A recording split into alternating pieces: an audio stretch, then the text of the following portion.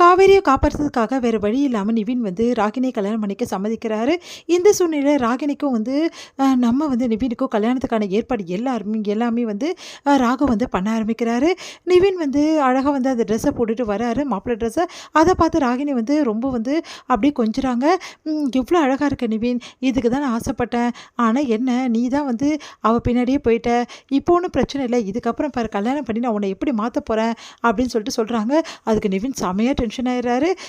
என்ன மாப்பிள்ள ரொம்ப ஓவராக தான் போகிற அப்படின்னு சொல்லிட்டு ஓவராக பண்ணுறாங்க. அடுத்து வந்து இங்கே என்ன பண்ணுறாங்கன்னா, காவேரி வந்து எவ்வளோ வந்து பயங்கரமாக கெஞ்சுறாங்க. ஆனால் கொஞ்சம் கூட இல்லாமல் வந்து என்ன பண்ணுறாரு, பசுபதி வந்து விடவே மாட்டேங்கிறாரு. என் பொண்ணுக்கும் நிவினுக்கு இப்போ கல்யாணம் நடக்க போகுது, நிவின் உனக்காக கல்யாணம் பண்ணிக்கிறேன்னு என் பொண்ணை சம்மதிச்சிட்டான், உன்னை விட போகிறேன்னு நினச்சிட்டு இருக்கான். ஆனால் விடவே மாட்டான், அந்த விஷயம் அவனுக்கு தெரியாது. உன்னை காப்பாற்றுறதுக்காக அவன் தியாகம் பண்ணுறேன்னு நினச்சிட்டு என் பொண்ணை கல்யாணம் பண்ணுறா. கல்யாணம் மட்டும் முடிக்கட்டும், அடுத்த நொடியே வந்து இந்த உலகத்தில் நீ இருக்க முடியாது அப்படின்னு சொல்லிட்டு போகிறாரு. அதை கேட்டு வந்து மனசு கஷ்டப்பட்டு அழறாங்க காவேரி. இங்கே என்ன பண்ணுறாரு, விஜய் வந்து எல்லா இடத்துலையுமே காவேரியை தேடுறாரு.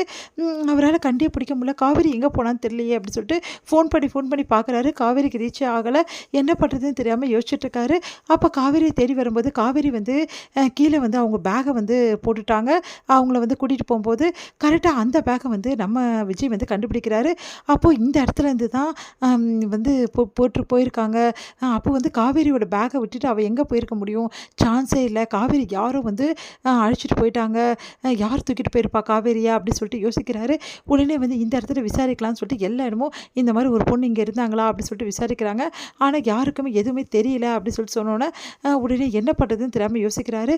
அப்போ வந்து இங்கே சிசிடிவி ஃபுட்டேஜ் தான் இருக்குமா அப்படின்னு சொல்லிட்டு செக் பண்ணும்போது அப்போ தான் அவருக்கு தெரிய வருது, இந்த மாதிரி வந்து இந்த இடத்துல இருந்தால் வந்து காவேரி வந்து கூட்டிகிட்டு போயிருக்காங்கன்னு சொல்லிட்டு.